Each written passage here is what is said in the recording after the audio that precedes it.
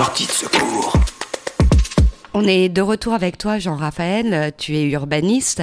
Alors justement, tu nous parlais de cette initiative liée à la crise sanitaire que vous avez mis en place à quelques-uns et qui consiste, je crois, à repenser finalement la ville de demain post-crise sanitaire. Est-ce que tu peux nous en dire deux mots ? Alors c'est effectivement une initiative à laquelle je contribue. Les deux personnes qui ont signé une tribune à l'origine, au tout début de la crise du Covid et du confinement, Sophie Rousseau qui est directrice générale de Quartus, un opérateur immobilier national, et puis Michael Silly qui est président du Club Ville Hybride, qui est un club de réflexion sur justement la question de la ville au sens large et qui fait réagir les responsables publics et privés dans des tables rondes et dans des visites de terrain. Donc ces deux personnes se sont dit, en fait, on voit bien qu'il y a quelque chose qui est en train de se passer là avec ce confinement et que on ne peut pas a priori se dire, vu l'état des villes aujourd'hui, vu la façon dont les populations ont fui la région parisienne pour vivre mieux le confinement ailleurs, ça nous a quand même tout de suite interpellés, ça les a tout de suite interpellés. C'est éloquent. Quand même, on parle d'1 million de franciliens, et encore, c'est des chiffres approximatifs. En tout cas, c'est presque 10% de la population de l'Île-de-France qui est partie. C'est quand même assez monstrueux.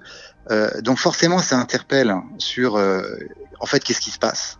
Et du coup, ça interpelle sur, est-ce que vraiment la fabrique de la ville peut continuer à se faire de la même façon qu'on l'a fait jusqu'à présent, et est-ce que il est pas temps de se dire, post-Covid, non, on peut pas revenir sur du business as usual. Il faut changer les choses. Il faut, en tout cas, essayer d'amener une autre forme de responsabilité de nos métiers dans cette question de la fabrique des bâtiments et des quartiers de demain. J'ai compris que vous aviez 6 groupes de travail sur différents thèmes.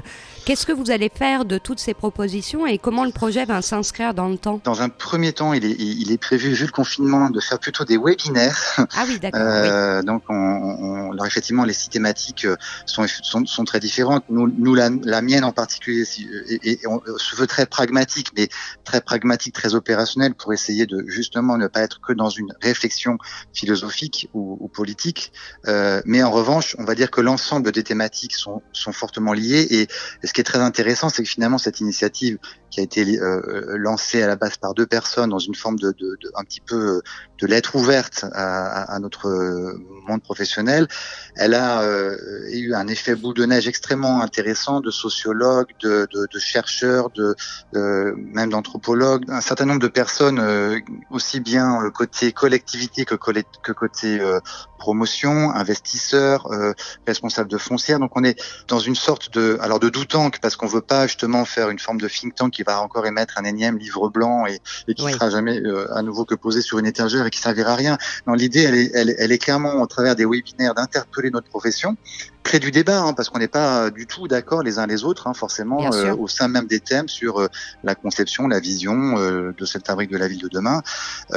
Et donc l'objectif, c'est premier temps webinaire, et puis on espère bien transposer ça dans le temps sous forme de conférences physiques, de tables rondes, et puis d'interpellation de nos responsables politiques et économiques. Et on aimerait notamment, on verra comment évoluent les élections municipales et donc ce fameux deuxième tour des élections municipales, mais nous, les élus locaux, ce sont nos premiers interlocuteurs. On voudrait participer finalement un petit peu plus que ce qu'on l'avait fait précédemment dans la réflexion de leur programme politique, j'entends, sur la création, la conception de la ville, de leur ville, et comment on peut essayer de trouver des consensus, parce que c'est jamais blanc ou noir. On est dans des métiers qui sont éminemment transverses.